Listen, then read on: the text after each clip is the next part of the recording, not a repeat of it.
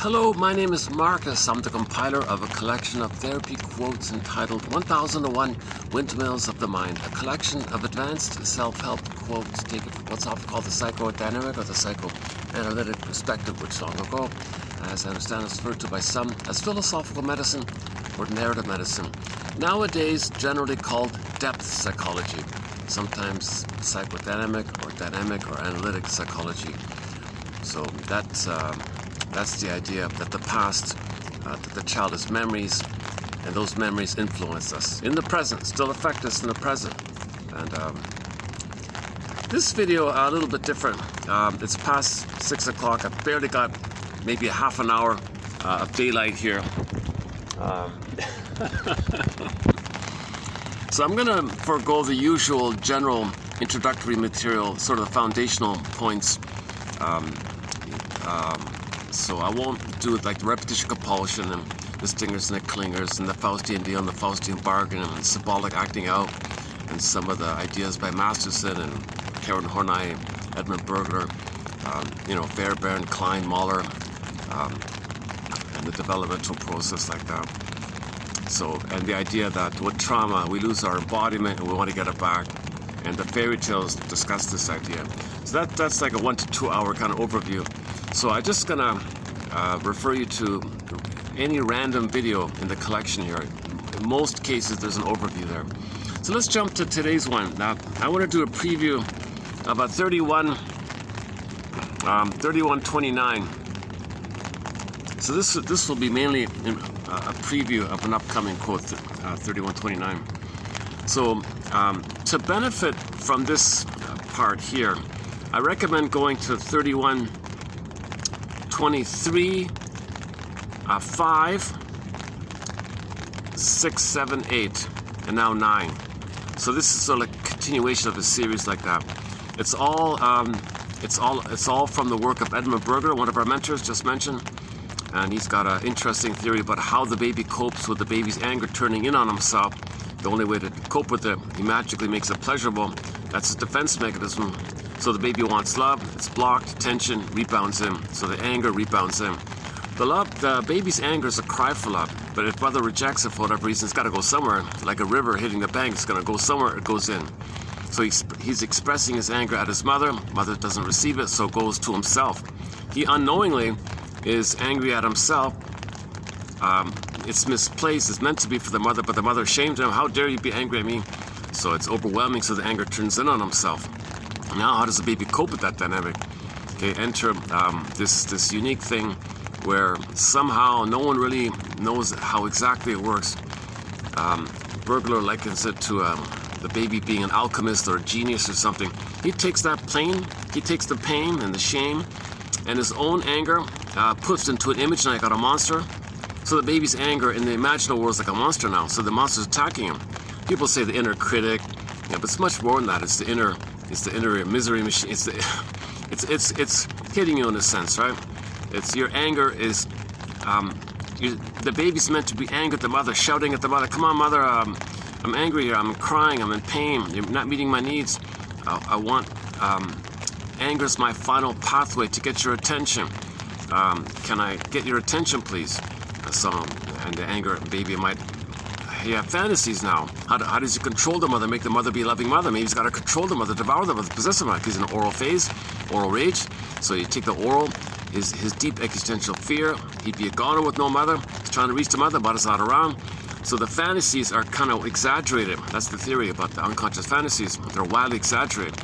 So you take the baby's oral phase, his rage, some impression of the mother, mix it all up, condensation, poof, you got a monster. Monsters of the id monsters. So it's from within. So that monster image is mainly his anger. It's mainly his anger rebounding in on himself. The energetic quality of the anger, the love turning to anger. So anger is like, it's a continuation of the love line, but when the love is blocked, love plus blockage turns to anger. The anger is still from the love line. Anger is still a cry for love, an SOS for love. Anger means I want connection, I want safety, I want relationality, I want the connection, I want love, I want the connection. Anger is still has that message, I want the connection. It's the tension build up, the pop to anger. So in the Disney film Inside Out, when anger has those flames popping up, imagine those flames spelling them. Take the flames and spell S-O-S. So when you see anger with the flames popping up, imagine S-O-S. So any baby screaming like that, imagine S-O-S. So the mothers have to understand that the baby's anger, it's not a criticism of the mother. It doesn't mean the mother's a bad mother. There's nothing like, no judgment. The mothers have to have some kind of, pick up the signal. Oh, my baby's giving me the signal that I misunderstood the signals for love. He was stressed about it. I missed it again. He was more stressed. He became fearful, and I kept missing it. His final pathway, his most desperate, last-ditch effort to get my attention was the rage one. So the mother's meant to interpret the baby's rage as a SOS for love. It's as if the baby's saying, Mother, I think I'm going to perish here. I'm in peril here. Help. Throw me a love. Connect. You know. And then the mother blocks it for whatever reason. So if the mother still blocks it after all that, where does the baby's anger go? Then it rebounds in. One quick shorthand is the L-I-V-E. Baby wants to live like that, live and love like that. You take the letters. It's one word, same force, same river, same source, right? Live. Okay, just there's only one psychology, only one drive, only one river, only one water, right? He wants to connect. Life force is object seeking. All the baby's life force is connect with the mother. That life force, like a river like that, is to live, right? So imagine the letters of the word live bumping up like waves crashing against the bank like that. And those letters are crashing up. And then when it turns around back in on himself, it's kind of like the letters reversing as well. E-V-I-L, L-I-V-E, E-V-I-L. An amazing coincidence. So in effect, it's going to be harmful to him. It's destructive. Evil is destructive. So he's being destructive on himself. So at that point, Berger borrows Socrates' idea about the daimonian energy. Now we can say daimonian energy. Now, a personification, you can take any kind of representative of this energy. A guy with the horns, howling man, Bilabaya, take your pick, Medusa, Minotaur, take your pick, any kind of devouring cyclops, sea monster, any kind of wicked queen, any kind of gobbling and rage creature, entity, whatever, could be a chimera, that wants to gobble you up. So that's like something's bugging you, it's attacking you like that. It's like something, oh my God, what's going on here? Something's hitting me on the inside. So that the baby's put in that sad dilemma. The baby's put in that sad dilemma when mother rejects the baby's anger, and now it's going to go in on himself. That's called rebounding aggression. So Berger asked the question, I don't get it. I mean, he kind of like, so what's going on here? So his theory is, if we take that as a premise, that the baby's anger rebounds in on himself, okay, like boomerangs in on himself, and it's hitting him like that, how does the baby cope with that? Well, there's the theory. Somehow, like a scientist or something, the baby makes it a massive, an incredible discovery. For his survival, he's got to sugarcoat it, he's got to nullify it. Long story short, he makes it pleasurable. He found some way to make it pleasurable. If the baby can somehow trick himself that the pain he's feeling is pleasurable, then oh fine, he dealt with it. It's a trick. Hold on a second. I'm in a public restaurant. There's people just right in front of me, passing me by here. But it's raining, so I figure they're not going to last too long in the rain. Although they're wearing hats, so maybe.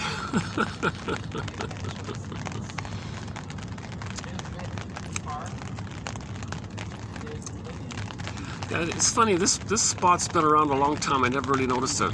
They're only open at night, like after 5:30 kind of thing. So there's not much daylight. So that's why I've avoided it for so long. Let's see how we can say. Let's see how far we can go with the lighting here. I just want to keep getting the quotes out. Okay, let's just pick up. Let's keep going here. So that's the theory. This ability of the baby to fool himself. Nah, there's no pain here. I hooked it into pleasure. That's the confusing thing. How he does it, nobody knows. So now he's gonna be. That's a trauma. For him to make pain pleasure. That's a trauma. That's a very disturbed trauma. And when there's trauma, we repeat, we recreate. So mother was rejecting. So it goes to life, sees everybody in a rejecting way, interacts with people with that expectation, and the conclusion is he's going to be rejected. With the way the mother rejected him, he wants everyone to reject him. Mother shamed him. He wants to feel that others don't like him or something. So, okay, so let's back up a sec.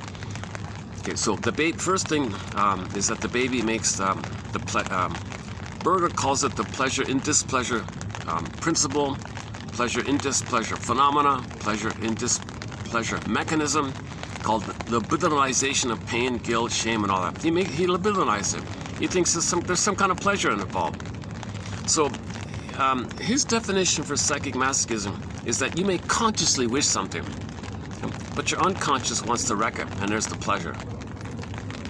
Okay, I'll clarify that. That quote's coming up in this preview mode here. Okay, so back up a sec. So first part is it's this torture thing going on, whatever you want to call it, this inner critic or something berating you like that. And I don't care. It's a sick thing. It's considered a major crime like that,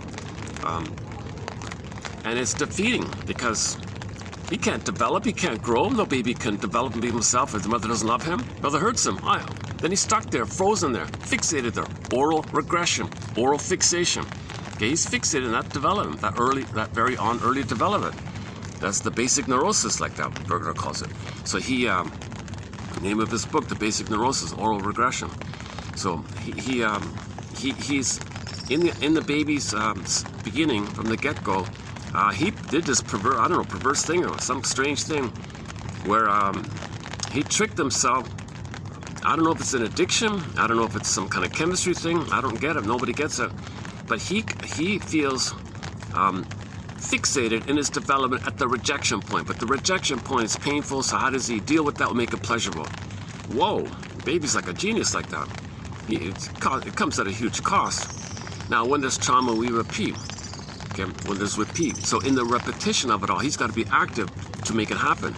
He's got to interact in the world. Okay, so he'll be active in such a manner whereby he misuses daily situations, he provokes daily situations, he twists, he sees in a certain way, he provokes, he unknowingly orchestrates or manufactures something out there in the world, whatever it is, that's going to refuse him. The way the mother refused him. He's got to see something out there that's going to refuse him. So he'll be active in that way.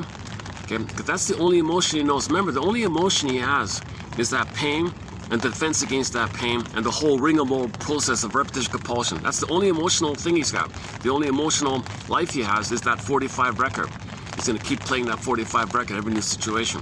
Okay, Berger's line is, every neurotic is a music enthusiast, but he only has one record, a 45. He carries it with him everywhere he goes. Every time he sees a turntable with never-ending fiery ardor, he says he plays his one tune. There's only one tune. Yep. So in new situations, he's got to recreate that prototype, that original wiring, that original 45. Okay, he cried for love, mother said no.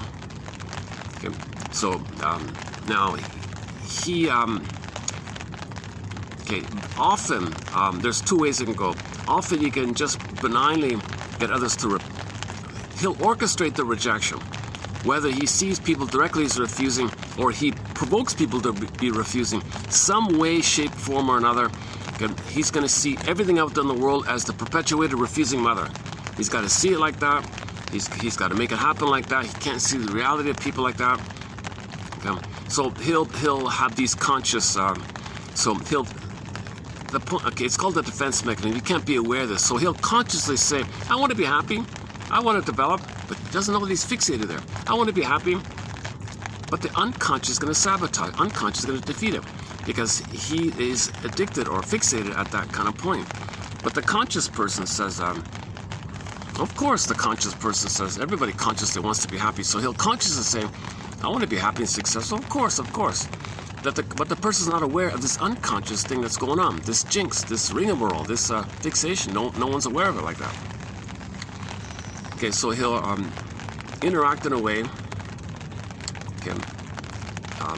You see, he's got to make it happen. So okay, back up a sec.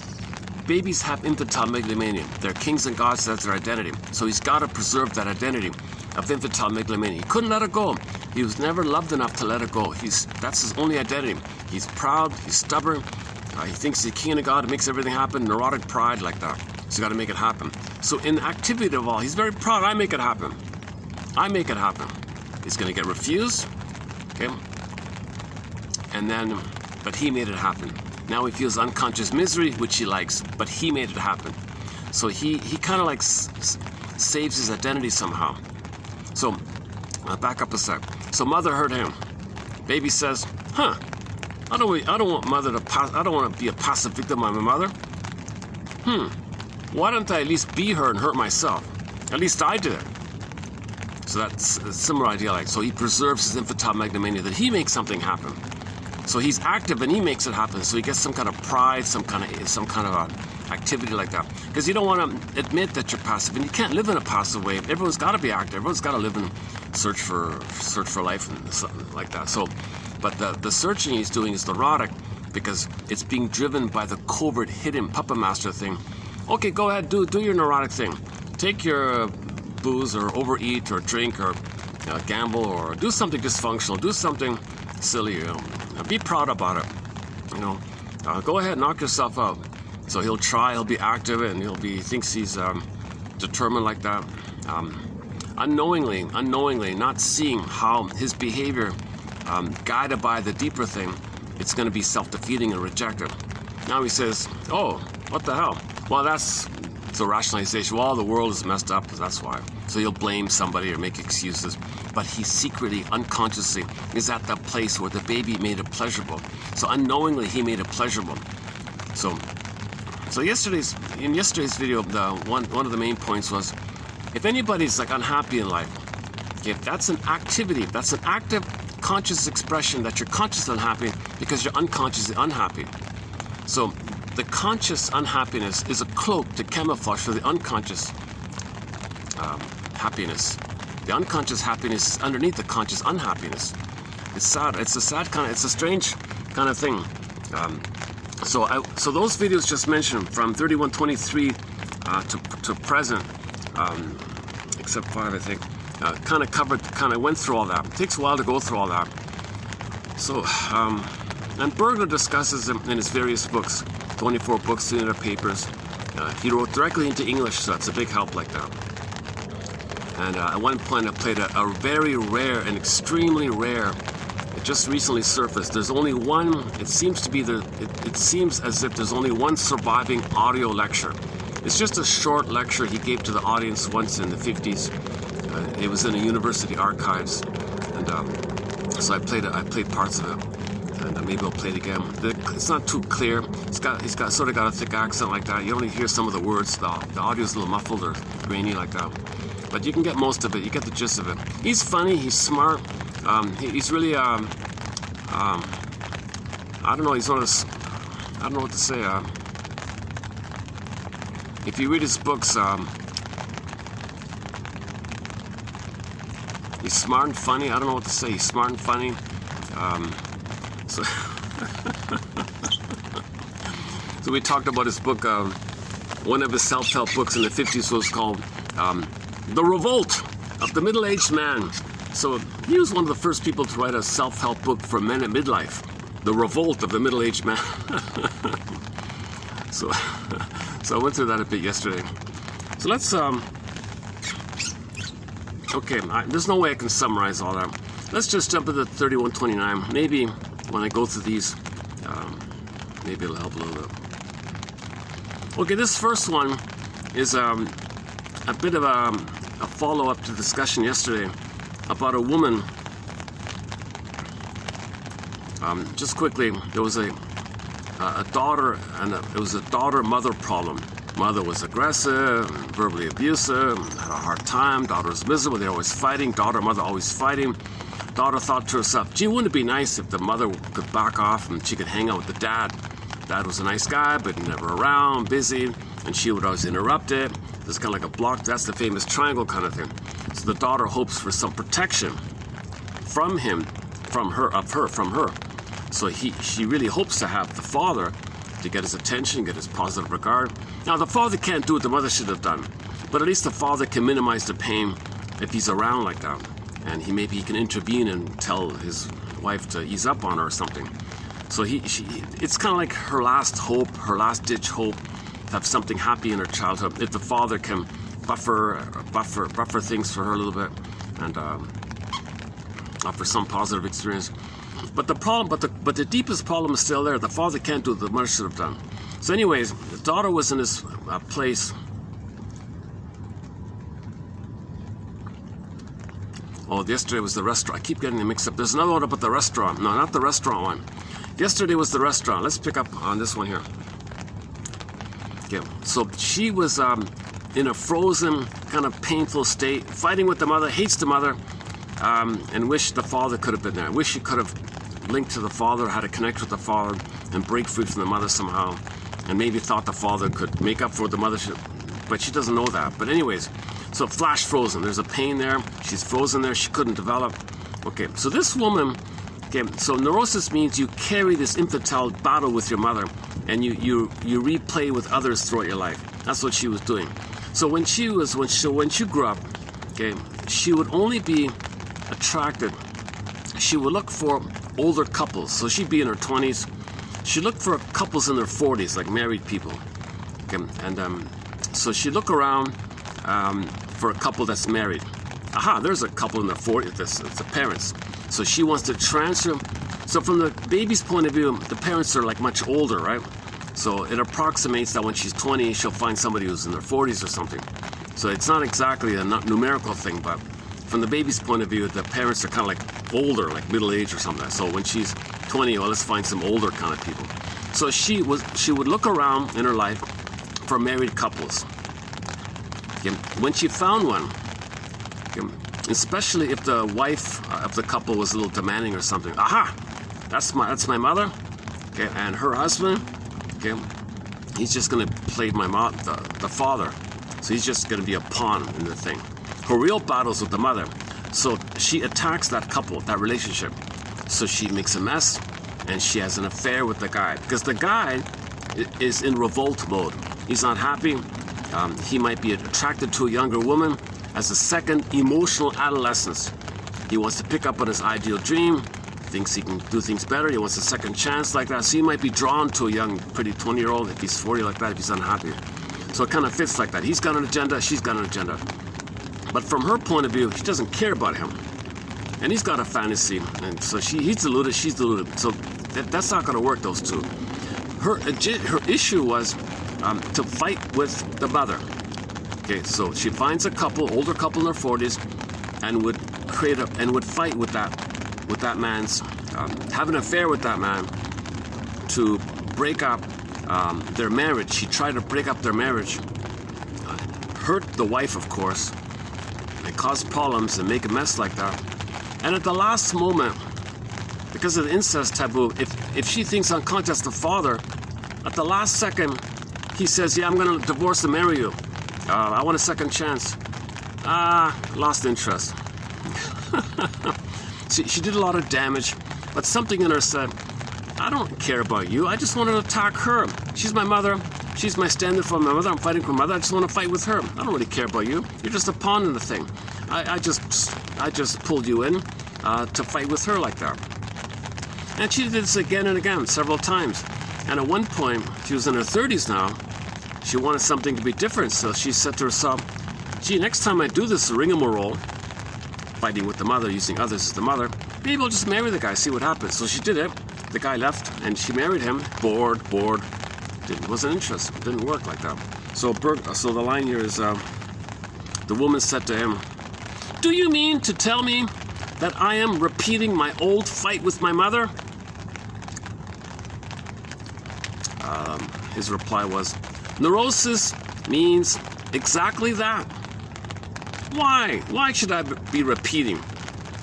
Neurotics are just unconscious repetition machines.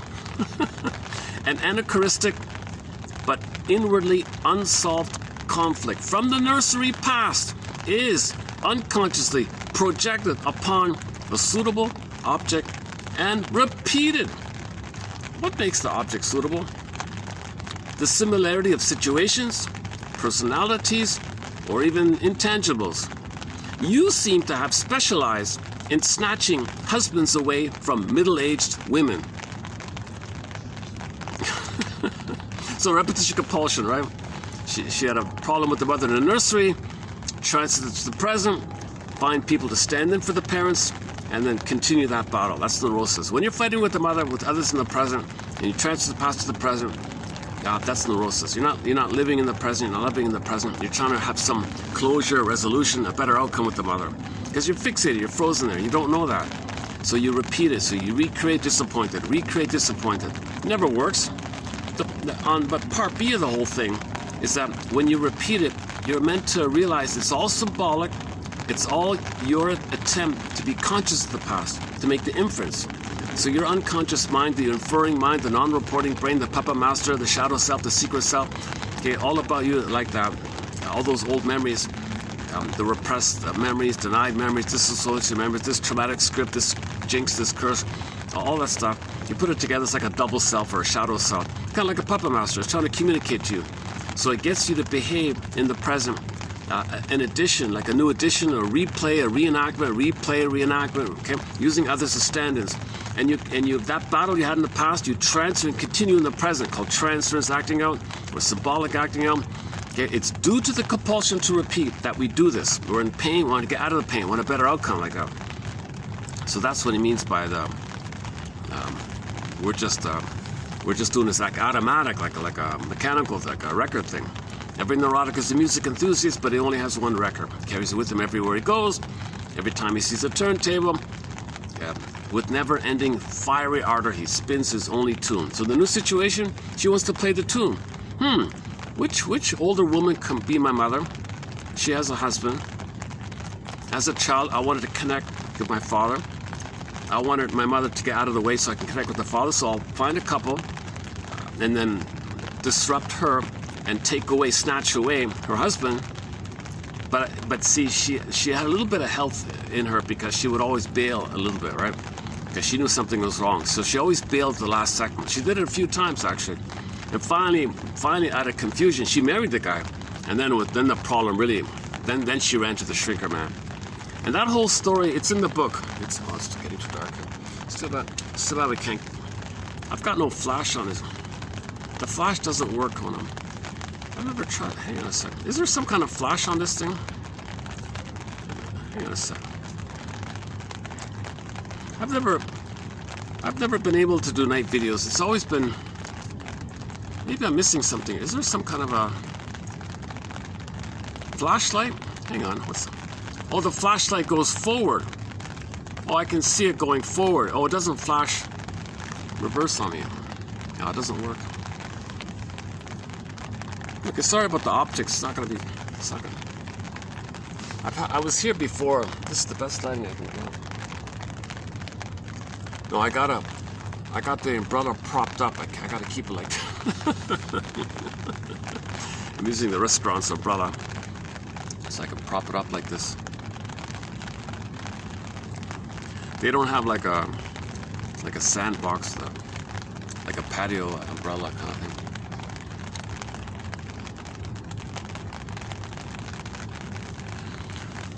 Okay. Yeah, about a week ago I did a video in the dark. Ironically, that was some great stuff in there. Go to the hotel in the nighttime. If you go to the short section, look down for a thing called oral regression, parts 1 to 6, and the next ones. Those are excellent materials, also in the work of Edmund Berger. Kind of went through it there, but so we went through some of the oral fixation, the gambling, and the promiscuity, the overeating, the drinking, the smoking, okay, and then the prejudice, of course, and the cynicism is a big one. And cynicism is a real key to oral fixation. A very negative personality, okay, that's oral fixation. Cynicism gratifies this infantile megalomania. Others are you, and you're putting them down because you become the mother. You're the aggressor. Mother shamed you. You shame others. Because you're repeating what your mother did to you, so you become her and shame yourself. So it's repressed, projected. Find others to play you and shame them because mother shamed you. So they are you. You're the mother who shamed you. So you shame yourself. That means it's repressed. You project it. So you find someone to fill in, like a staging thing. So you don't know what's with them. You find someone else on the outside to make you unaware that it's with them. Because it's too painful to keep shaming yourself, right? So you got to find someone else to shame, to play you, and you're determined to be active like that. You're determined to be very negative. because you don't want to feel that you're shaming yourself. It's too painful.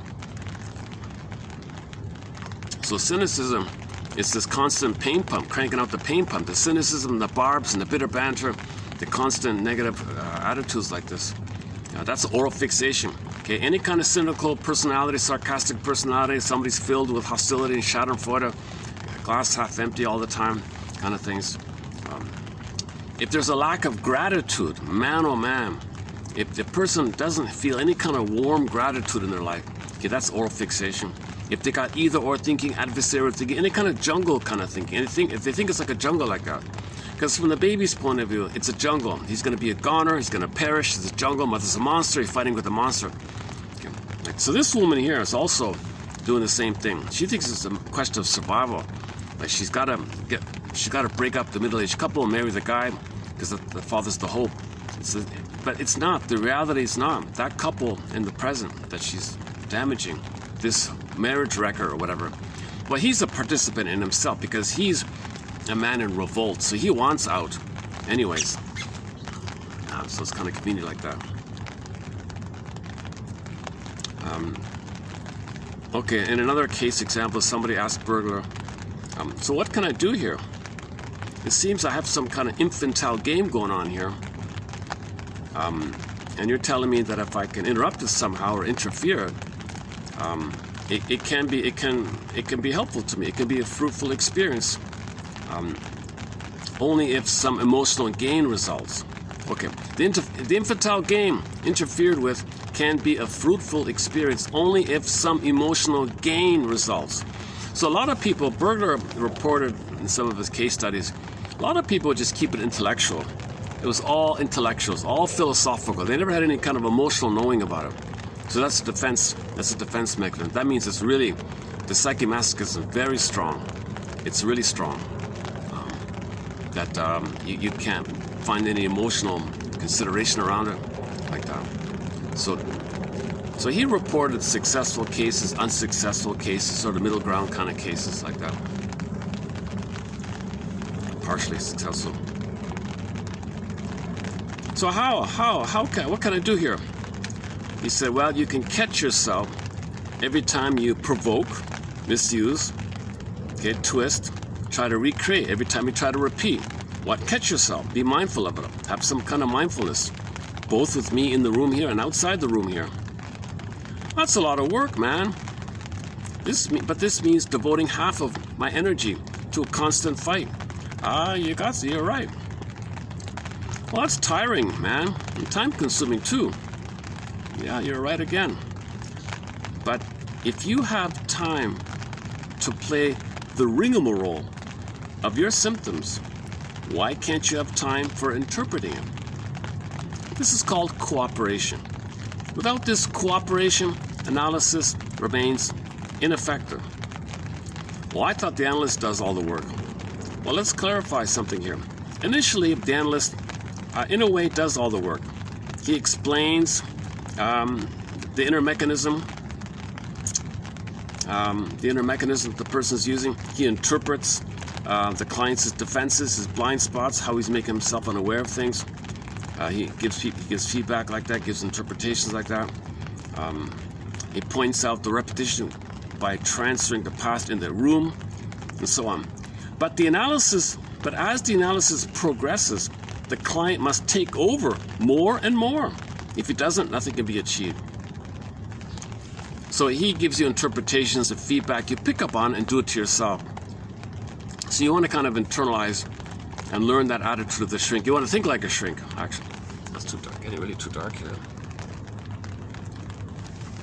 Jesus.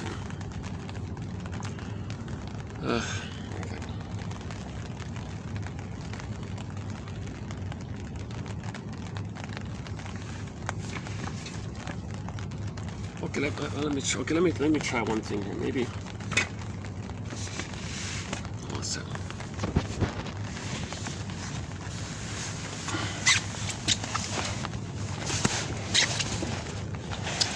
How's that? Gotta work a little bit. Oh, I lost my thing here. Ah, Jesus. It took me a while to get this thing to prop up. Oh, it didn't work, eh? How do I get that light?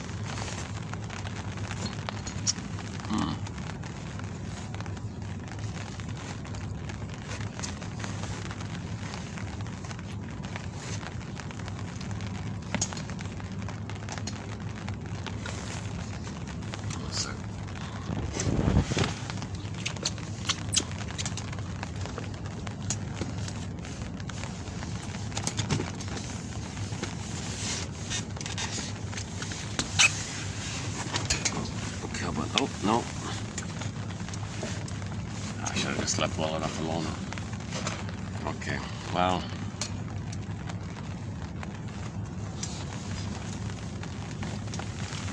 Come on, umbrella. Stay put. What am I missing here?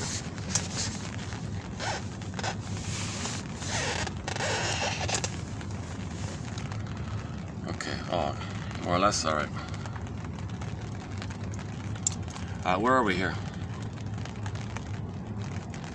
Well, let's just keep reading the quotes here also.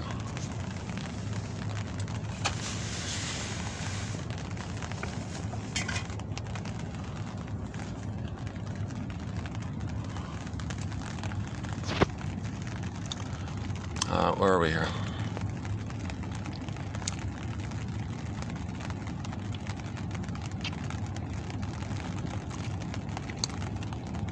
Okay, one guy was complaining about his, that he always felt tense and filled with anxiety. And his reply was, "So, Shrinker Man, you still maintain that what I call my tensions are just psychosomatic expressions of masochistic pleasures? If you would at least say masochistic necessities. Have a heart, man. At least leave me one little consolation." Well, not in formal terms, but we can say that psychic masochism is a luxury, not a necessity. Oh, that was a clever reply, huh? So you're really indulging in something. Like this is an expensive luxury like that, to not live your life, to be tied to mother's apron strings, to be tied to the trauma bond. You're loyal to the mother. You're not leaving her. Okay, she gave you pain, you made her pleasure, and you don't know how to extricate yourself from it. You don't know how to leave that. All you're doing is repeating it again and again and again. The world's mother, you recreate disappointments. You're her, and you're active, but you're the victim as well. So there's a thing called confession to a lesser crime, pseudo-aggression, rescue station, where you be dysfunctional, but the rigmarole is you're not going to be happy underneath.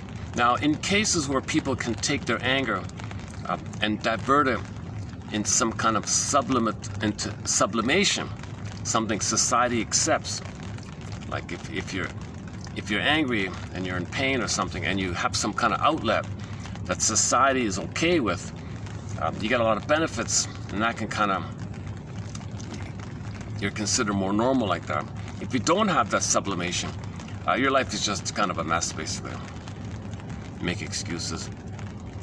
And that mess and those excuses, that's the person enjoys it. He unknowingly enjoys it. That's Berger's theory. If you're not happy, he says, you're unknowingly enjoying it. The pain of unhappiness, your conscious unhappiness, is a cloak for the unconscious happiness. See, that theory of his, I think, it offers some explanation, like it offers a theory, right?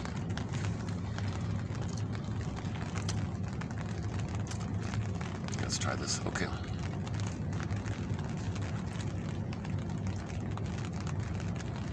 Oh, another one from the Rebel book. The second emotional adolescence. So the man thinks, geez, if I can go back to my teenager time and find a young girl, maybe I can do right the second time. No, he's fooling himself. His structure is the same. Either he'll bail on it or he goes through with it and his life is worse. It's not going to work. Only if you change your psychic structure can your life get better. If you just think magically you want a second chance, but nothing inside of you changed, right? He said that's why there are so many in the second marriage. There's a very high divorce rate in the second marriage, because they're just repeating the thing. This is the rebel's conscious evaluation. So consciously, he said, you know what? So the man in midlife says, you know what? I want happiness, admiration and success and love and approval and active sex life. That youthfulness. I want to be happy. In other words, all this is denied me in this state of marriage to my nagging wife. She complains all the time. What if I, leave, start life all over again with a younger woman? Okay, I'll pay the alimony for the kids and all that. I'm sorry things didn't work out. But you know what? I don't want to live my life unhappy. Self-defense comes first, he says. I got to save myself somehow. Why do I have to suffer my whole life? If I'm not happy in this marriage, why do I got to carry it out to the end like that? Why don't I just pay the bills and get a second chance kind of thing? Unquote, he says to himself. The rebel's unconscious evaluation is more complex and cannot be summarized in a single formula. It's not a soliloquy at all. It's not a soliloquy at all, but a running dialogue between the person, between him and his unconscious, and his inner unconscious. Inner conscience, or the superego, begins the attack with ironic reproaches, pointing out to the victim that the grandiose promises of achievement he had made to himself early in life have failed to materialize, or have been only partially realized. Now, in the panic of aging, race against time, getting older, the unconscious accusation of failure, measured not in terms of realistic achievement but in comparison with the inflated ambitions of childhood, is painful. Okay, let's pause here. So one thing, when the child's megalomania is damaged, so he thinks when mother hurts him, that's an offense to his infantile megalomania. That's a narcissistic injury. So he compensates with an ideal something. Oh, I'll be the greatest such and such. Or I'll find the prettiest girl. Or I'll be the greatest fill in the blank. So all children have that kind of fan. What do you want to be when you grow up? Oh, I'm going to be the best this. I'm going to be the greatest this. So that's like to restore your narcissism, the fantasy that one day you'll have that. It'll make up for the shame you feel. You'll compensate by being the greatest in some way. So that's meant to be like a compensation for the narcissistic injury, the mother hurting you. No, I'm a star, man. I'm going to be a star. That's my goal. That's my ambition like that. So it kind of it's meant to make you feel better or something. But then inwardly, your unconscious voice says, well, did you achieve it? No. Well, then you're going to feel the pain. If you achieved it, you might have had some kind of I'd leave you alone, so to speak. But if you didn't become the greatest, then the pain you're feeling, you're going to feel it. So he's so determined to be the greatest or something. So this is coming up, this is like another round, like a midlife, this adolescent thing comes around like that. And adolescent was from the child, it's a childhood version, adolescent version, a midlife version. I don't know if there's a seniors version, maybe there's a seniors version too, and who knows. Now in the panic of aging, okay, I did that one right. Though the unfortunate man may have done well enough in life, objectively speaking, though he may have reaped both approbation and position, the unconscious yardstick is what counts in the unconscious. Okay, he's got a deep lesion to his esteem, right?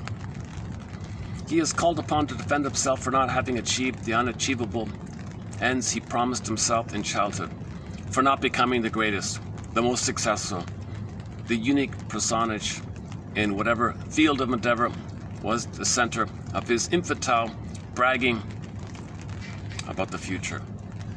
Admit, insists the inner conscience. Admit that you're a washout and self-created to boot. Whoa.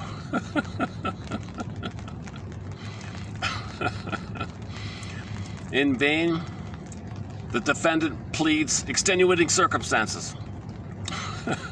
The malicious attack continues. And what about the dreams of unmatched happiness with the most wonderful, the most beautiful, the most alluring woman in the world? Look at the nagging one that you're saddled with, her fussing and complaining, etc. In his desperation, the unfortunate victim of this attack, inner conscience has no trace of chivalry, concocts a desperate alibi, blindly repeating a technique that had already brought him disaster. The technique of exaggerated promise of future achievement. He denies that he's a glutton for punishment, insists that he wants nothing but happiness, and promises delivery. So if he goes through with it, he's convinced that this time he'll be successful and all that. But in reality, if you're not successful in your career in your 40s, usually it's kind of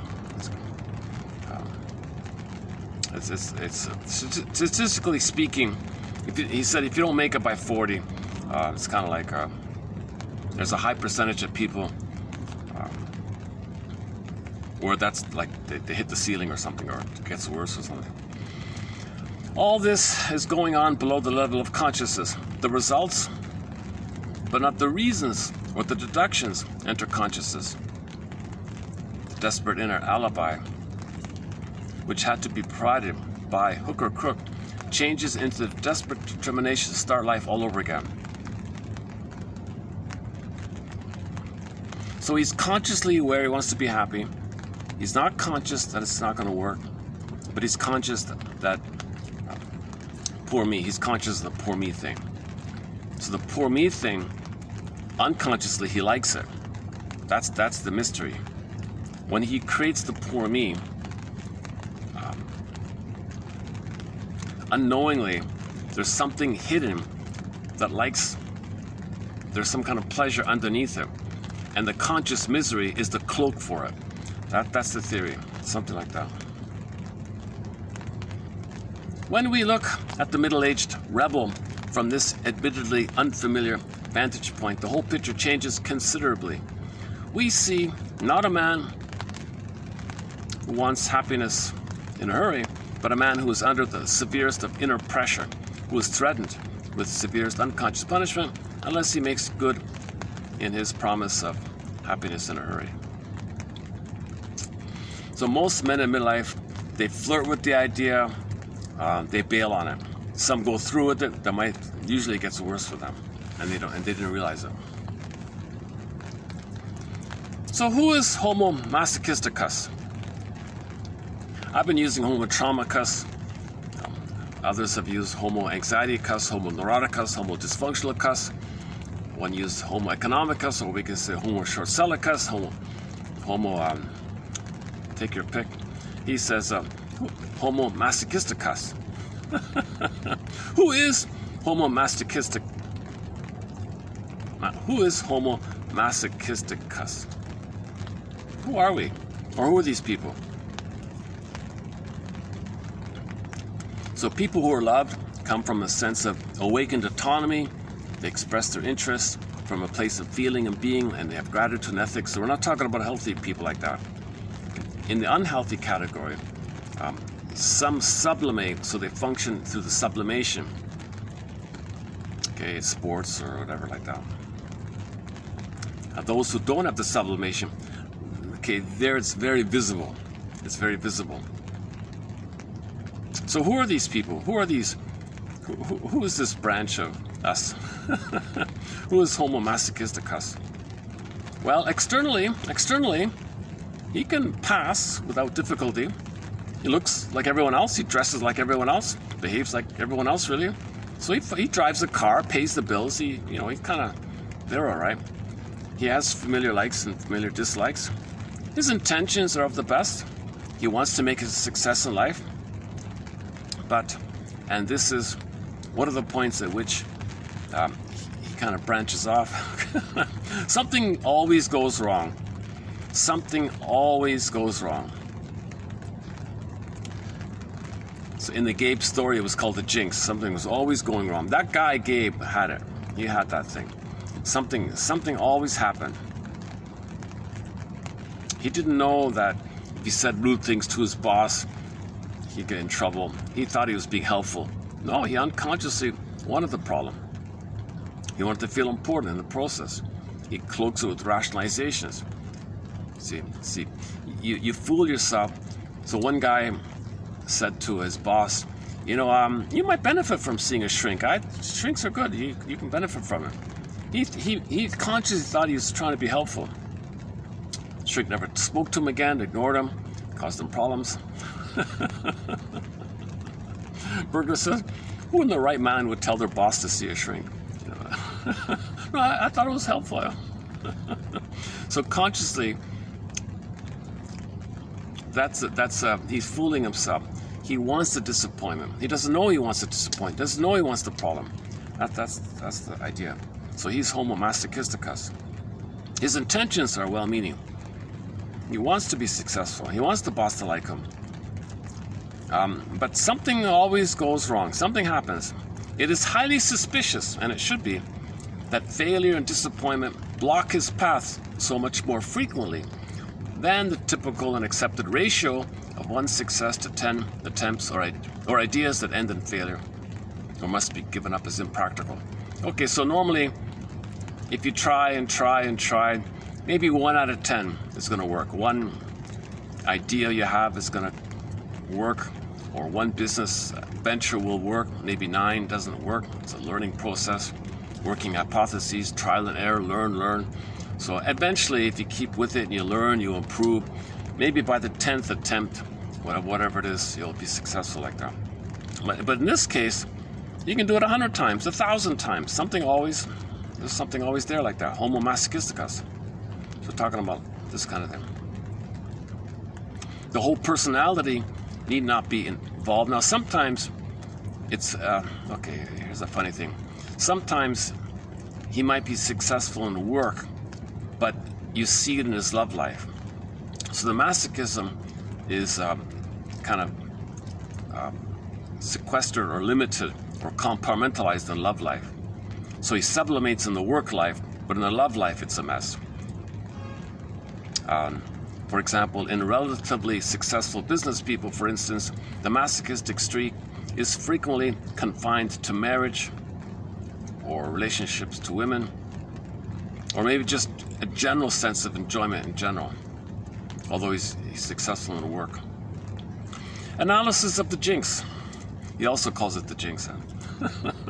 Analysis of the jinx, curse, fate, destiny, wrestling with destiny. Okay, we mean this imprint. We mean this deep imprint, this deep memory that took place. It feels like a jinx. Repetition compulsion. Do it again and again. Is it a jinx? No, it's repetition compulsion. It's trauma.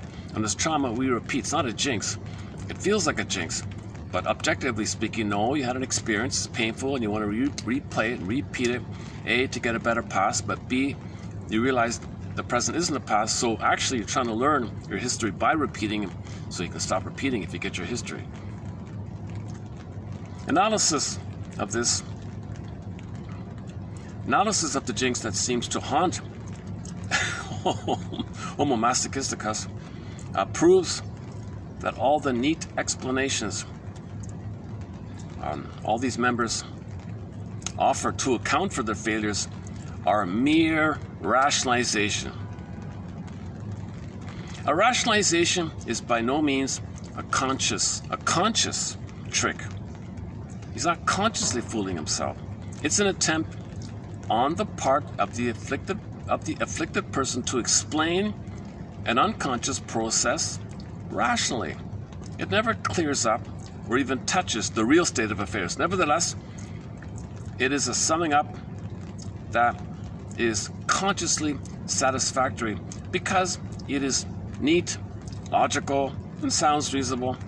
So rationalization is when you want to give the appearance of being reasonable. So he has some excuse. Okay. fill in the blank. And it's hard to argue with it because these excuses sound reasonable, but it's being used. It's being used as a camouflage. Psychic masochism is the unconscious wish to defeat one's own conscious aims and to enjoy that self-constructed defeat. First, he will, without knowing it consciously, provoke disappointment. He'll provoke a rebuff. Okay, he'll create it somehow. Secondly, in blessed ignorance that he himself has engineered the defeat he deplores, he will consciously see only the other person's reaction. Unreasonably, in his version of events, the other person has been rude towards him. Therefore, he fights back, flushed with righteous indignation and certain that he is acting in self-defense. So there's some kind of fighting with the mother again. So baby fought with the mother, you recreate it, fight with the person in the present. But you failed with the mother, so you're going to fail again with this person. And you make sure you fail again with this person. Repetition compulsion.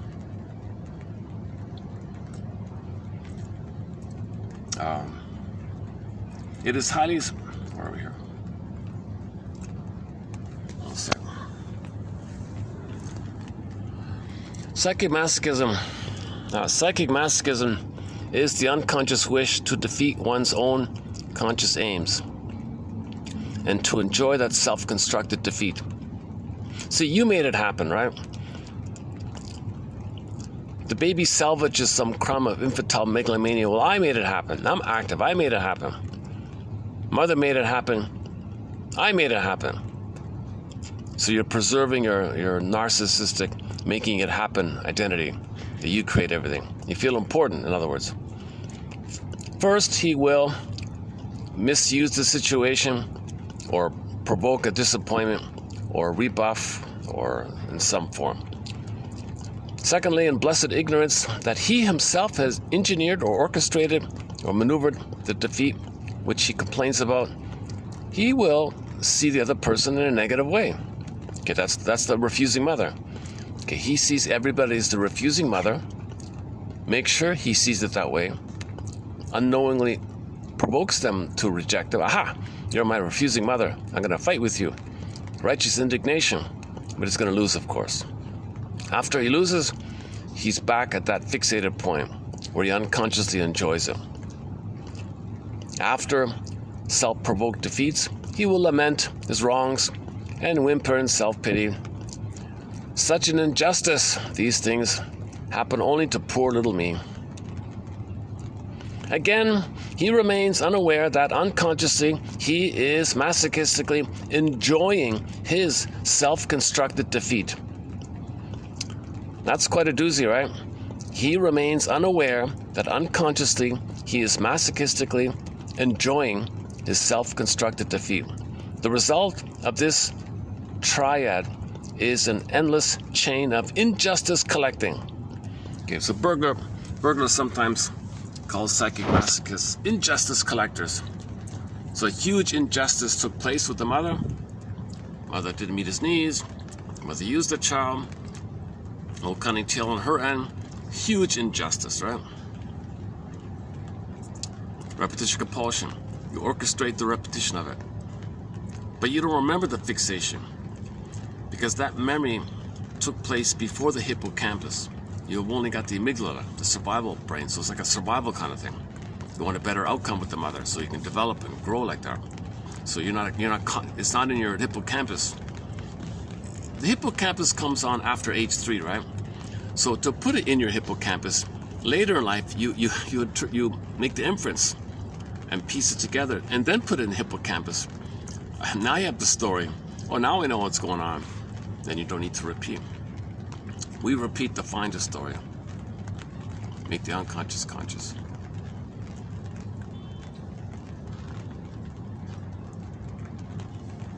Maybe I can, still raining, eh?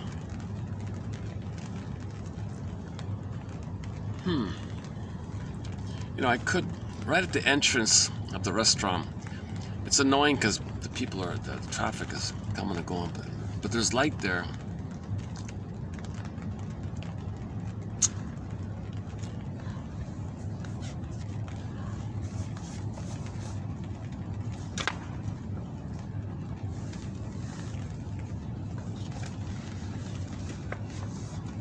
Just go for a little walk here.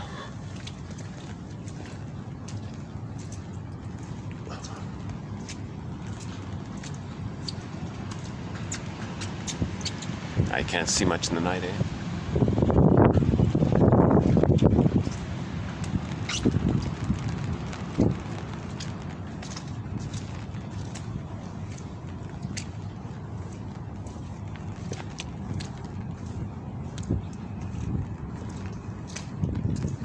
That's the restaurant there.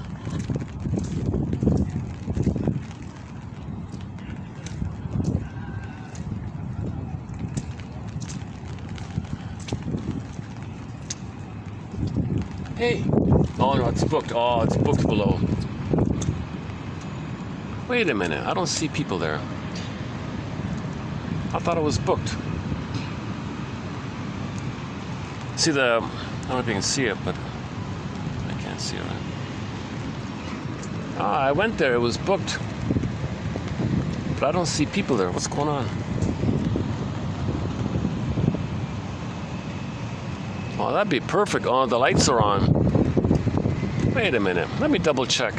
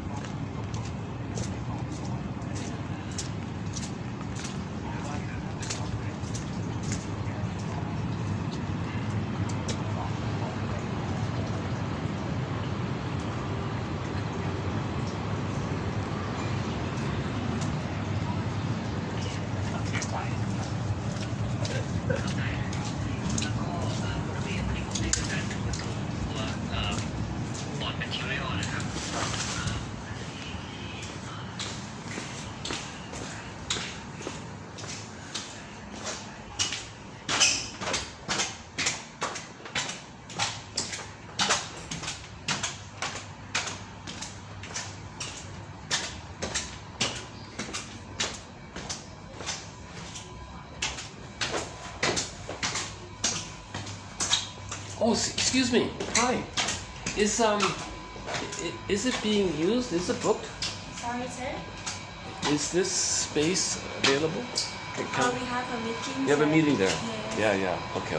I didn't see people, that's why I wondered, yeah. Oh, sorry. Yeah, it's okay.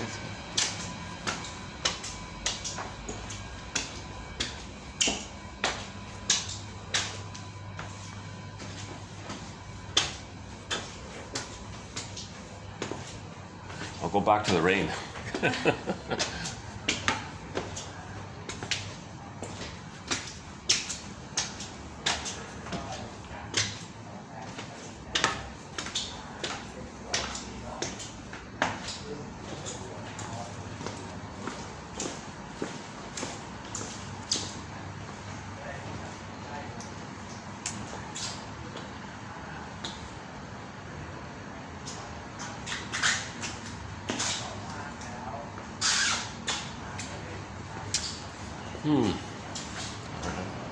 ร้านสุดท้ายร้านที่จะถูกโพสต์ให้กับดีเวลลอปเปอร์ก็คือเราและเล็ก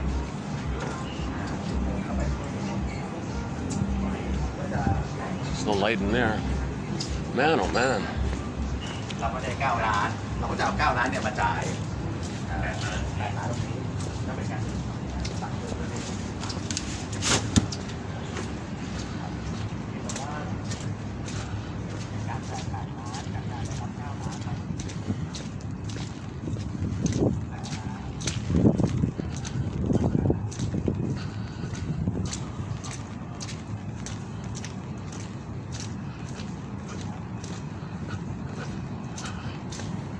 Is there a chance I can use this? What if I use this? This is open. Hey, wait a minute.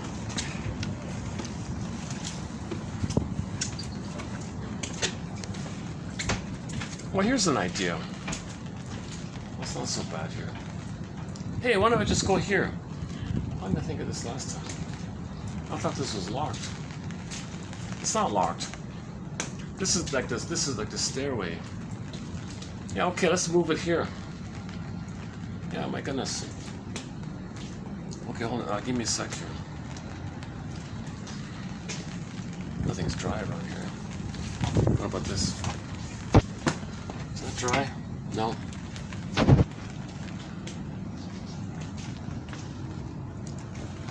Okay, let's try this then. Okay, give me a minute. Hold on a sec. Figure something out here.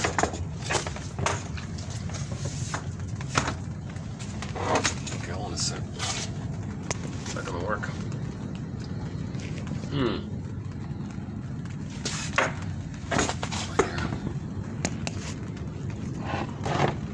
All right.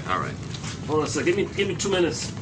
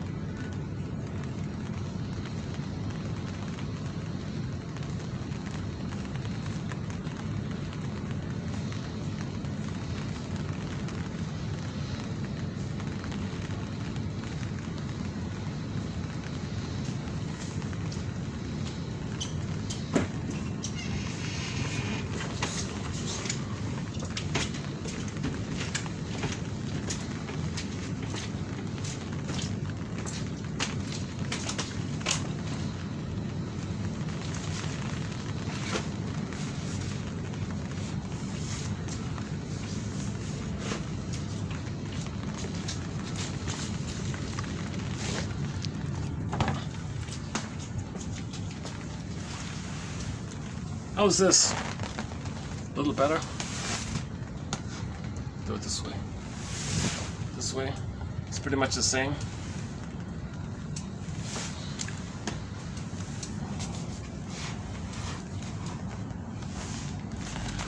Okay, now. Let's let the iPhone read those quotes out, because I don't think it's always nice to have a proper reading.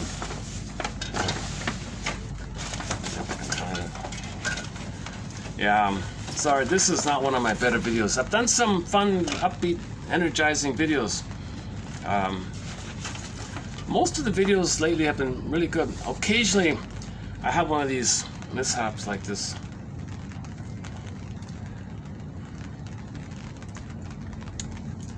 So, okay, let's read this out here.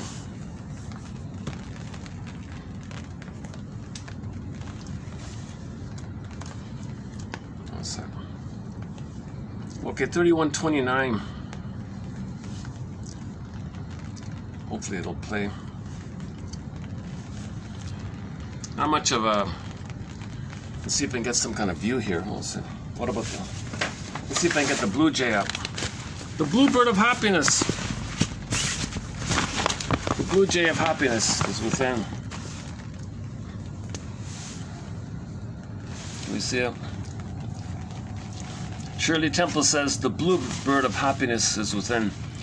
That's like a symbol of the pleasant feeling of having your beingness, your feminine element, the feminine principle, your awakened autonomy. It's a pleasant feeling. Joy runs the console. That's a pleasant feeling, symbolized by the blue jay, by the bluebird.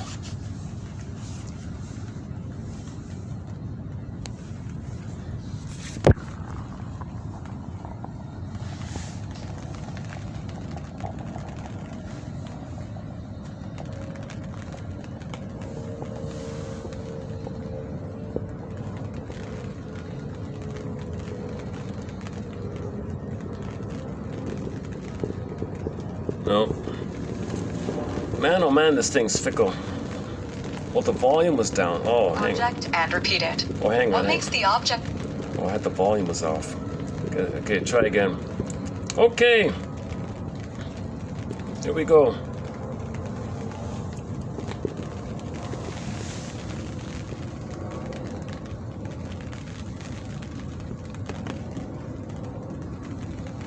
Oh, seriously?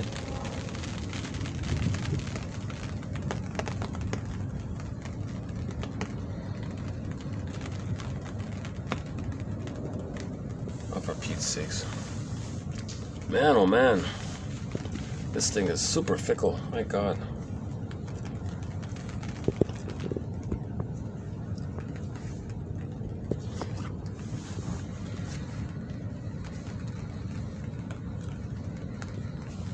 Do you mean to tell me that I am repeating my old fight with my mother? Neurosis means exactly that. Why should I be repeating? Neurotics are just unconscious repetition machines. An anachronistic but inwardly unsolved conflict from the nursery past is unconsciously projected upon a suitable object and repeated. What makes the object suitable? The similarity of situations, personalities, or even intangibles. You seem to have specialized on snatching husbands away from middle-aged women. The infantile game, interfered with, can be a fruitful experience only if some emotional gain results. How? What can I do? You can catch yourself every time you provoke, inside and outside of the consulting room. But this means devoting half one's energy to a constant fight. Correct. But that's terribly tiring and time-consuming. Also correct. But if you have time to play the rigmarole of your symptoms, why can't you have time for interpreting? This is called cooperation. Without this cooperation, analysis remains ineffective. And I believe the analyst does the job. Let's clarify the facts. Initially, the analyst does all the work. He explains the inner mechanism the specific client is using. He interprets his individual defenses, resistance, repetitions with the physician, transference, and so on. But as the analysis progresses, the client must take over more and more. If he doesn't, nothing can be achieved. And you still maintain that what I called my tensions are just psychosomatic expressions of masochistic pleasures? If you would at least say masochistic necessities. Have a heart and leave me one little consolation. Gladly, but not in scientific matters. Psychic masochism is a luxury, not a necessity.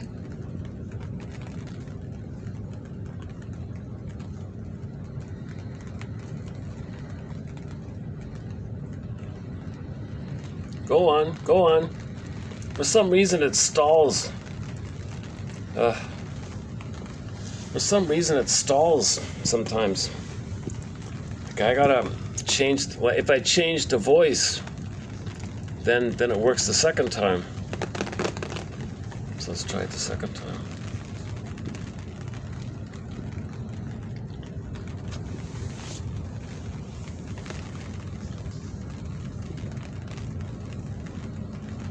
Do you mean to tell me that I am repeating my old fight with my mother? Neurosis means exactly that. Why should I be repeating? Neurotics are just unconscious repetition machines. An anachronistic but inwardly unsolved conflict from the nursery past is unconsciously projected upon a suitable object and repeated. What makes the object suitable? The similarity of situations, personalities, or even intangibles. You seem to have specialized on snatching husbands away from middle-aged women. The infantile game, interfered with, can be a fruitful experience only if some emotional gain results. How? What can I do? You can catch yourself every time you provoke, inside and outside of the consulting room. But this means devoting half one's energy to a constant fight. Correct. But that's terribly tiring and time-consuming. Also correct. But if you have time to play the rigmarole of your symptoms, why can't you have time for interpreting? This is called cooperation.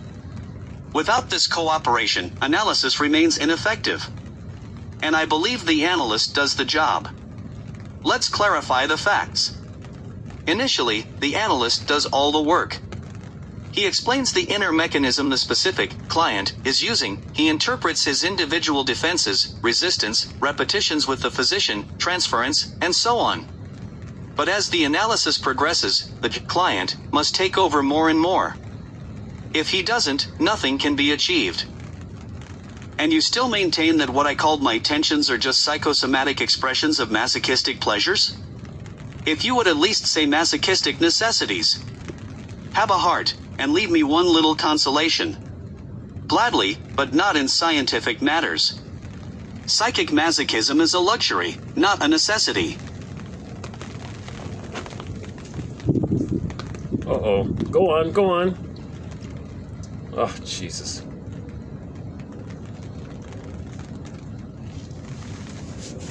And it just stalled, huh?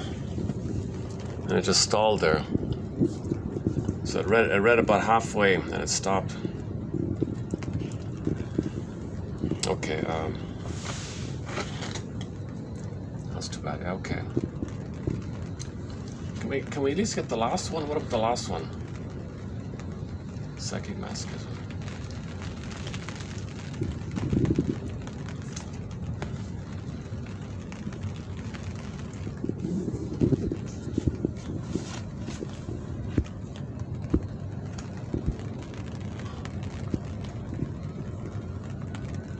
E Bergler TQ 3129. And then when it reads the name, it suddenly magically turns into Spanish for some reason. Go figure. E Bergler TQ 3100. Who is homo masochisticus? Oh, okay. Externally, he can pass without difficulty. He dresses like everyone else, behaves like anyone else, has familiar likes and familiar dislikes. His intentions are of the best. He wants to make a success in life. But, and this is one of the points at which the species branches off, something always goes wrong.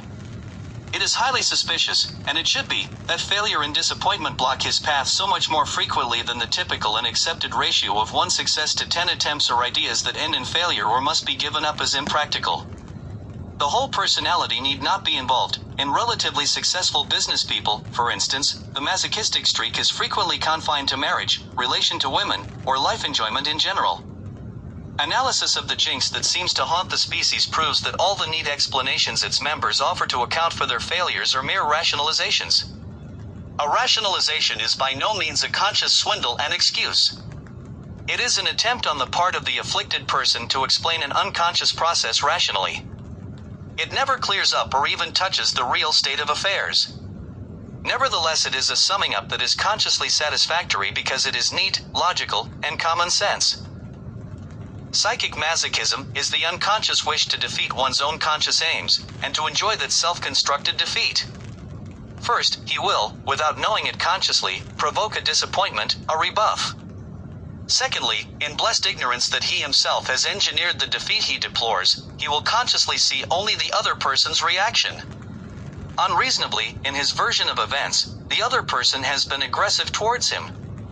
Therefore he fights back, flushed with righteous indignation and certain that he is acting in self-defense. Thirdly, after self-provoked defeats he will lament his wrongs and whimper in self-pity. Such an injustice. These things happen only to poor little me. Again, he remains unaware that, unconsciously, he is masochistically enjoying his self-constructed defeat. The result of this triad is an endless chain of injustice collecting. E Bergler TQ 3129. What a wacky phone this is. Okay, the midlife, the revolt of the midlife one wasn't read. Okay. So he applies general psychic masochism, repeating, seeing the world as the refusing mother and recreating it.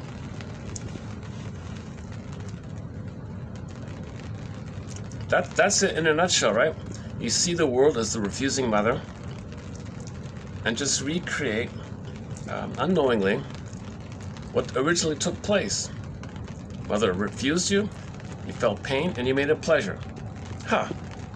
I defeated. Mother thought she fooled me. Mother thought she made me suffer. No, I'm gonna make it happen, and I suffer, and I made it pleasurable. Ha! This is a sad, very sad kind of a setup. And you spend your whole life saying, ha! Man, oh man. So you're not going to be happy with this repetition over and over again. Misusing situations, provoking situations, orchestrating situations, wrenching, twisting, seeing, distorting, making it up somehow, unknowingly doing little things. And you believe when you're doing these little things, it's all honorable. And you don't realize that the effect it has on people. So,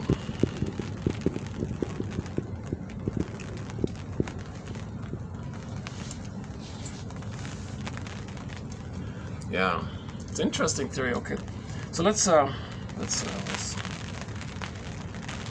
just do today's batch here. So today we're doing 3088. Let's see, 3088. So one from Stekel, 1917 book. One about the Gaugen myth. You know, the Gaugen myth is also like an example of the revolt of the middle-aged man, the Gaugen myth. So he was a wealthy guy, unhappy, went to Tahiti to hang out with pretty women. Infantile thing. And he died there, miserable, looking for mother. So he would paint women's memories, women's teats. He would stare at women's bountiful breasts and paint them. Still looking for her, right? So that was his revolt. The Gaugen myth has compelling appeal for those individuals who are more orientated toward action than introspection, toward those who would rather change their environment than change themselves. In fact, suggests writer Nathan Mayer, there was nothing noble about Gaugen's life. He was actually a driven, self-destructive man whose flight into fantasy ended in despair. Instead of being reborn in his tropical paradise, he actually spent his last years as an embittered exile who never abandoned his desperate desire to be acclaimed by the society he supposedly despised. A comparison of the myth and reality of Gaugen's life exposes the tendency to romanticize and oversimplify midlife crisis and transition in an attempt to avoid the painful confrontations with past and present, which are the critical test of midlife stability and integrity. A true midlife crisis is a revolutionary event.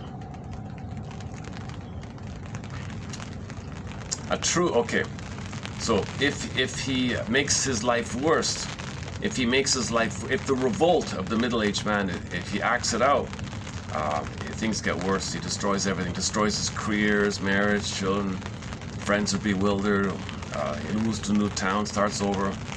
So that's more destructive. A person in the midst of one of these kind of quote-unquote true midlife crises acts suddenly and impulsively, throwing away relationships and careers which often took many years to build in a frantic attempt to escape from what has become unbearable. Reason is abandoned, and advice from friends and therapists to stop and think before making major decisions and burning bridges falls on deaf ears. So intense is the urge to escape from the intolerable present. The basic developmental conflict underlying both the midlife transition and crisis is the same. The dawning realization that time is running out and major changes, if they are ever to occur, must be made now. Those in the midst of transition conduct their agonizing reappraisal at the level of thought. If they do decide to abandon a marriage or career, they do it carefully after considerable assessment of the consequences. Those in the midst of a true midlife crisis abruptly and precipitously, so as not to think about their past choices, present responsibilities, and narrowing future opportunities.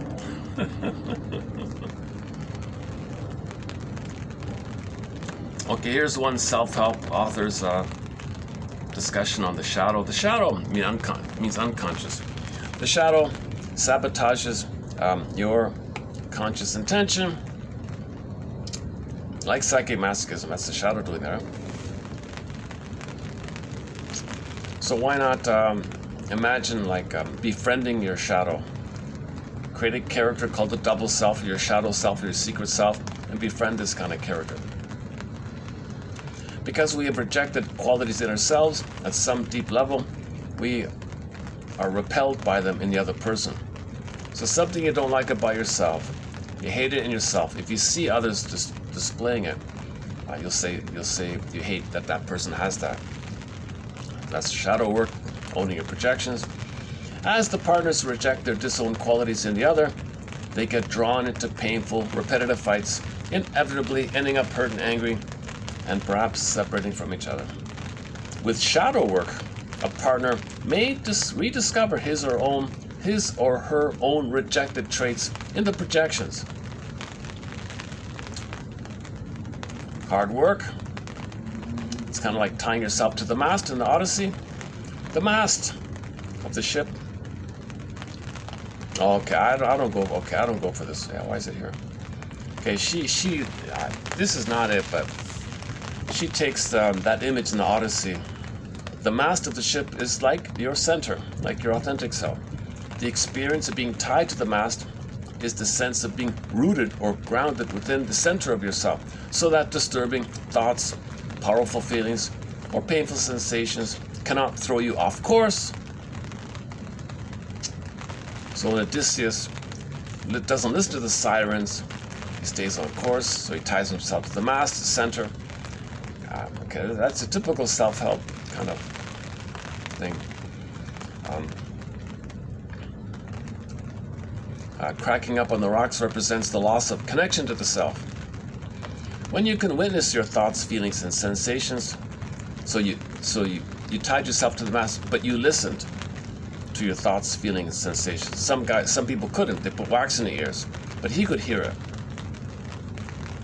So you reflect and observe, but you don't lose yourself to it, right? Just observe it. Kind of like Perseus with the reflecting shield. You can experience them fully without letting it take you over like that. Tie yourself to the mast and witness the difficult feelings rather than obey them. Trace the roots of the shadow character in your persona. As Faust couldn't complete himself without the encounter with metaphilosophies, so we become who we are through romancing the shadow. Shadow work is about soul work. Okay. I give her some credit. I mean, at least somebody's talking about the shadow worker.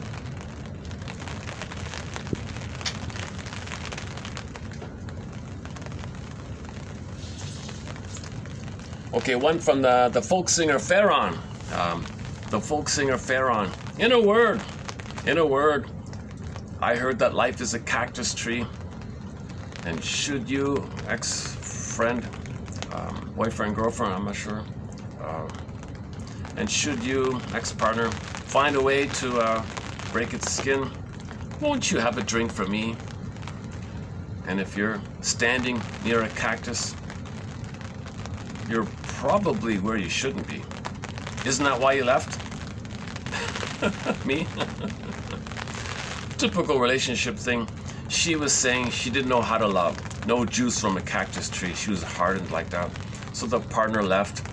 Oh, well, if you do find love, have a drink for me. But wait a minute. If you're having trouble, then you're just repeating what you had with me. She's considered an indie folk queen. She's still around. Pharaon. We've got several of her songs on our soundtrack. Cactus being one of them. We've got Misty Mountain. It Won't Take Long. The updated with the revised one. It Won't Take Long. Shadow on a Dime. Our Purpose Here, and a couple of others. No major label. She's an independent musician.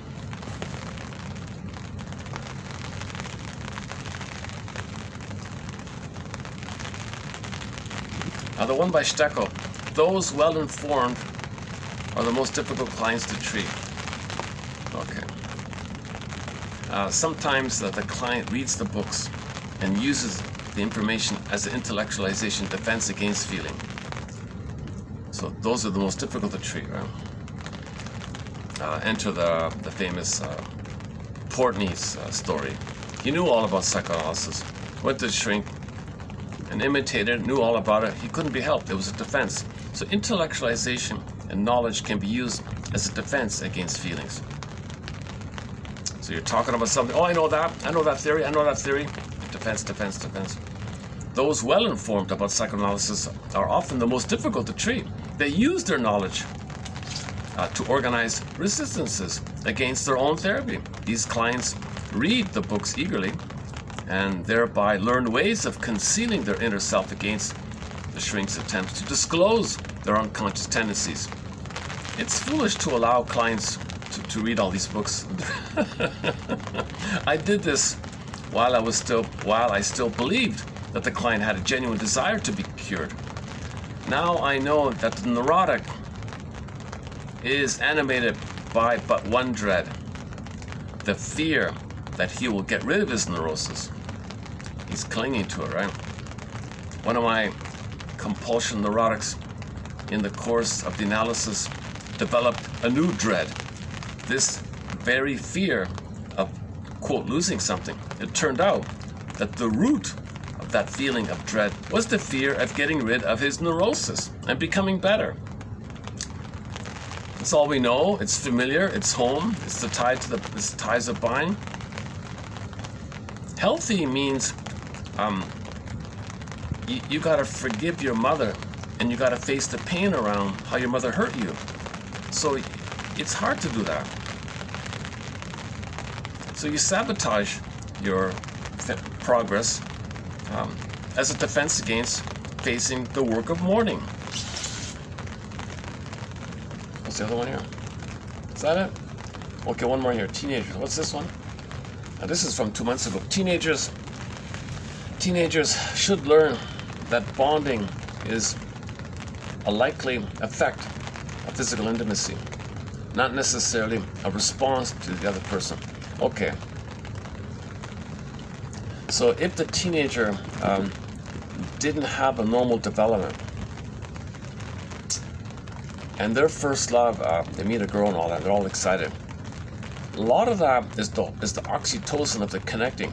They don't know the person, so they got a huge crush on somebody. They're spellbound, they're infatuated, puppy love and all that stuff. You don't even know the person. It's based on fantasy, kind of thing.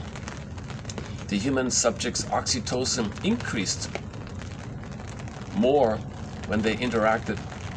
Oh, okay, another point here. Oh, that's it, okay. Okay, on another topic about pets. So when someone pets their pets, they can feel a little bit of oxytocin, actually.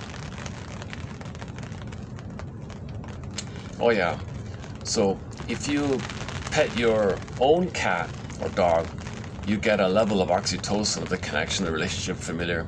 But if you pet a stranger's cat or dog, the oxytocin level is just very minimal, because the connection is not really there, right?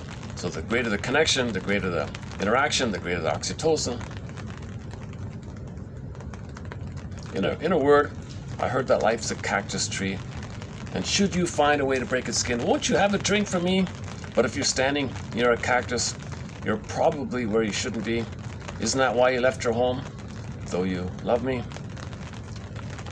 Song, Cactus, by Farron, 3088, TQ 3088. I wonder if I should play it here. Am I still recording? Yeah. I'm tempted to just cancel this video because half of it was in the dark. It's nighttime. What is it now? 7:40. I very rarely do videos at night like this because of the lighting problem. I had a erratic day today, kind of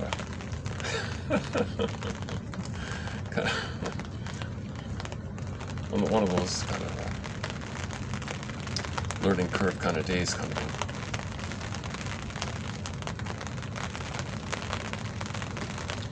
So did my little disappointments today, was that my unconscious wanting its fix, wanting its maybe, yeah, maybe.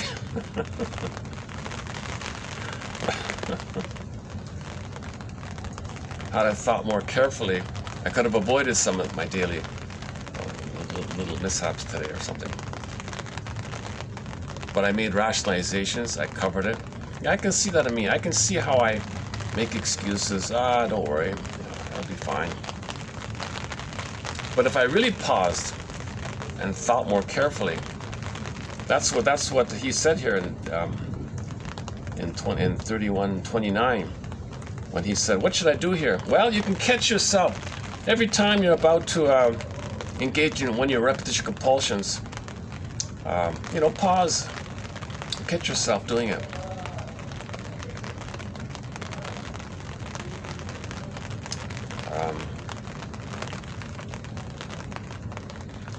If you have time to unconsciously replay your repetition compulsion, don't you have time to pause and observe yourself?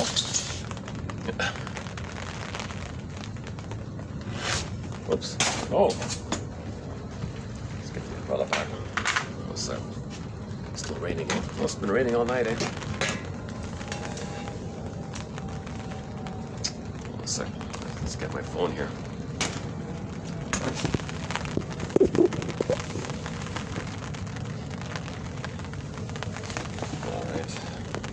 Maybe I can dig up, let's dig up the song then after all. Or just pick a song. Let's just pick a song. Let's see. Audio. Why don't I just play a song and close it up here?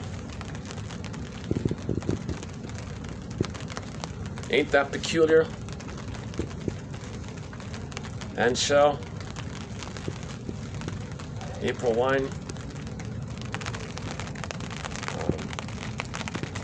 Beatrice Deer, Susan Aglukart, Brian Andre, Cactus. Oh, here's the Cactus one.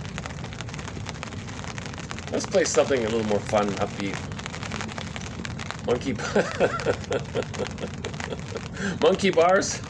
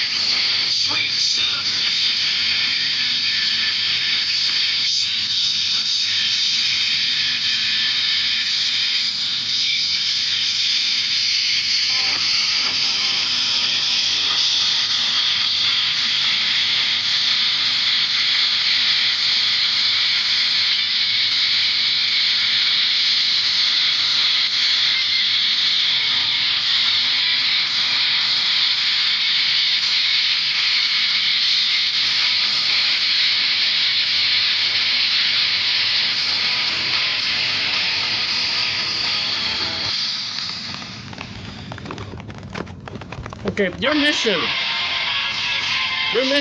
submitted for your approval and consideration, should you choose to accept it. It's just visit the short section in this channel and just randomly, maybe randomly pick one and just see what happens and see what you think about it. That's it. Submitted for your approval, consideration, and I'll see you in the next video, in the daylight, in the daytime. I'm not sure why I went ahead with a night video. I thought, what the hell? I don't know what I was thinking, to be honest with you. I felt like I didn't want the day to be like a total loss. Let me get a video in or something.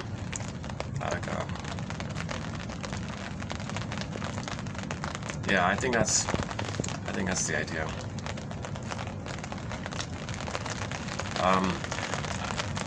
Like that quote about the 1 out of 10. It seems to be the case here. That 1 out of 10 of these quotes may have a eureka moment of inspiration, making the unconscious conscious. So, and if you feel something by it, validate your feelings by saying to yourself, I must have very good reason. I must have a very legitimate reason for feeling this. What's the hardest thing about this feeling? And just see what else comes to mind, kind of thing. So if a quote catches your attention, what does it remind me of? What does it suggest to me? And just see what freely springs up like that. That's making the unconscious conscious. It's called free association, the fundamental rule, the basic rule. Just freely say what comes to mind. And when you resist, notice the resistance. Oh, I resisted. I blocked out. I blotted out. I changed the topic. I stood up. I ran to the fridge. Notice that moment when you run to the fridge. Notice what you were feeling that moment. That's a defense. Defense before contact. Gee, I ran to the fridge. That's because I was feeling some ache. I wanted to get away from it, the ache. So what I did was I ran to the fridge. Emotional eating. In the short section, you'll get a lot of good quotes about the oral fixation. Shakira's album, and the Kim Mitchell album. So those musicians, Shakira has a music album called Oral Fixation Volume Number 2. It's called Oral Fixation, and she shows you on the image the cause of it, the weaning trauma. So just like a fruit on the stem, if it's prematurely plucked, it's going to be unripe and bitter. They put a baby on the tree, and the woman, the mother in the middle, holding the apple, the nipple. So the baby will be bitter.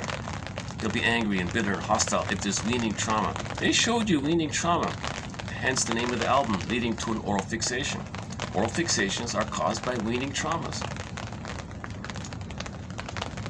Also known as relational trauma, interpersonal trauma, developmental trauma, attachment trauma, so on down, strain trauma, so on down the line.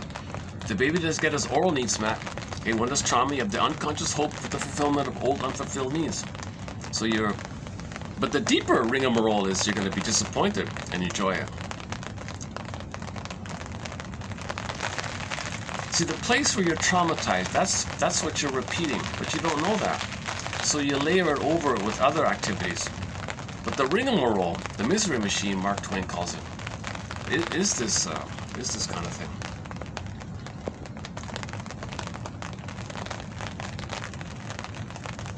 So in other words, be honest with yourself. If a person's feeling unsatisfied in life, maybe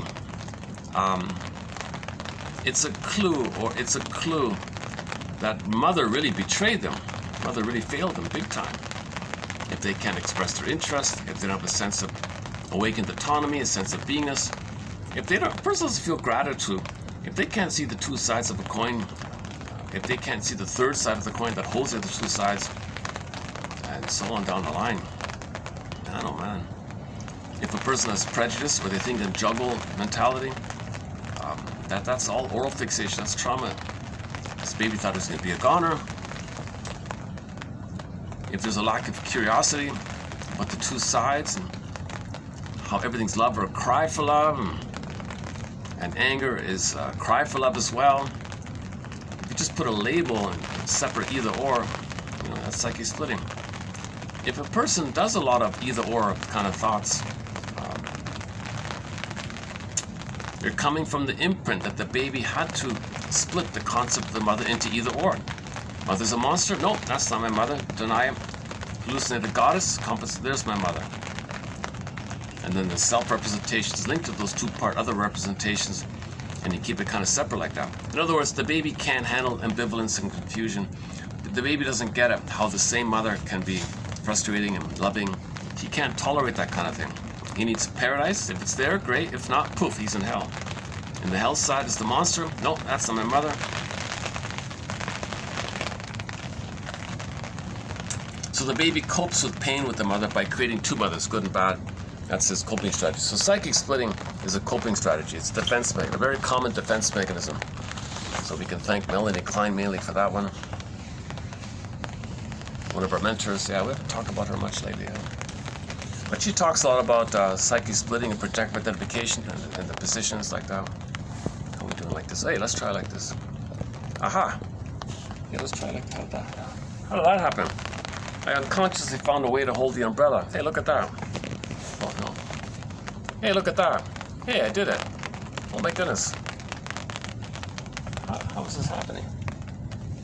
Oh, it's just balanced on my knee like that. Oh, it's just balanced. Oh, I see. I'm doing a balancing act here with the umbrella.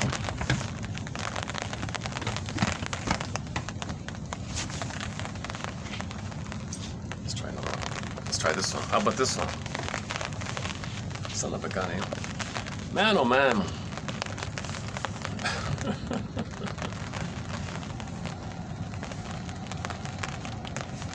99% of the videos are done during the day. Maybe once in a blue moon I'll do a night one like this. It's very rare like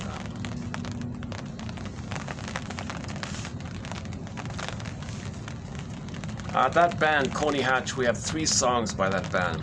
First Time for Everything. It's Always About a Girl. That's their latest single. It's Always About a Girl. Very good song. It's always about a girl. It's always about a girl. Meaning the mother, right? So if you're not happy, well, there's a girl involved. No girlfriend can make up for the mother for what the mother should have done. You hoped so. You had a fantasy it could happen. When there's trauma, we have to hope for that. It's called symbolic acting out. But the rigmarole is you're going to be disappointed, and you're fixated at the rejection point. Now the hope and the activity is your conscious wish, but your unconscious wish is you're tied at the painful place where mother hurt you and you made it pleasurable. That's a disturbed setup. That's a traumatic setup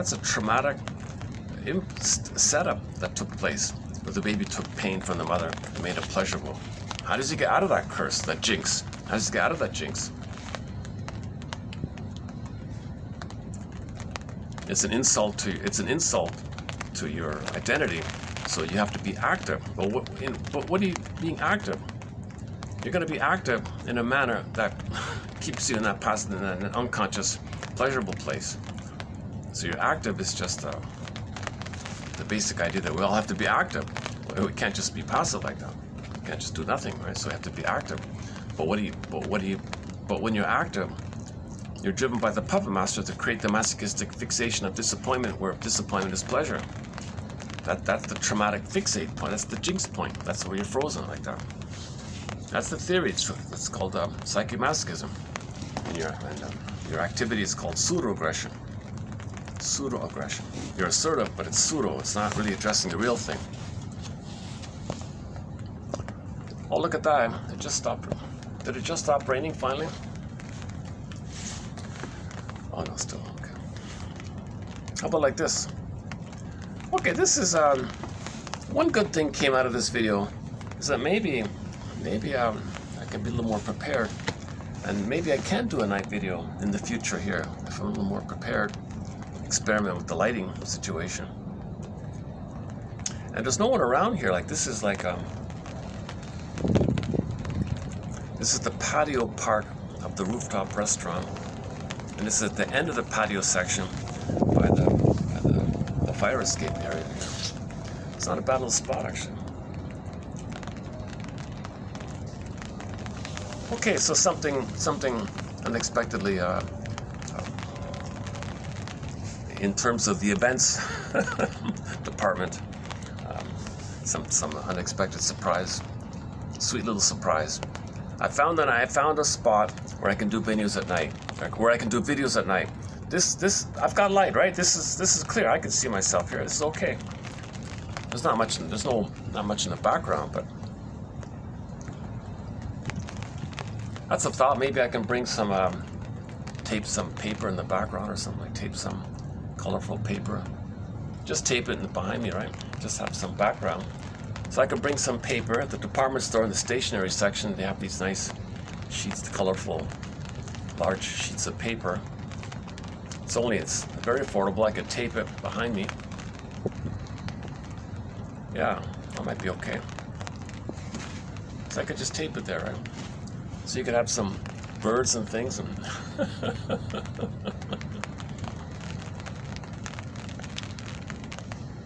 yeah, they're not gonna, as long as I buy a drink here, they're okay with me here. They're expensive, my God. I'm not gonna tell you how expensive this place is. This is a touristy kind of a tourist trap kind of place.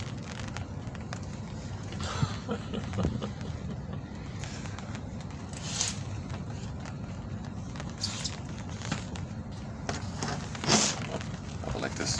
What about like this? Yeah, what about like this? Not really. Okay, I can do it like this. Right? See, look at that. There's light, eh? Look at that, eh? I've got some good light here. This is the best light. Look at this. Here's the irony of it all. This is the best nighttime lighting I've ever discovered, right here. And if it's not raining, I don't need to worry about the umbrella, right?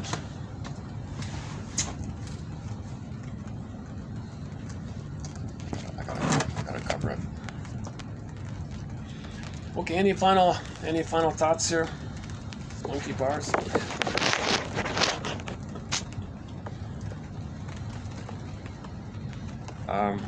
Another song, Ain't That Peculiar? Aldo Taglia Pietra from Italy. You want to hear an Italian song? Nella Pietra e nel vento.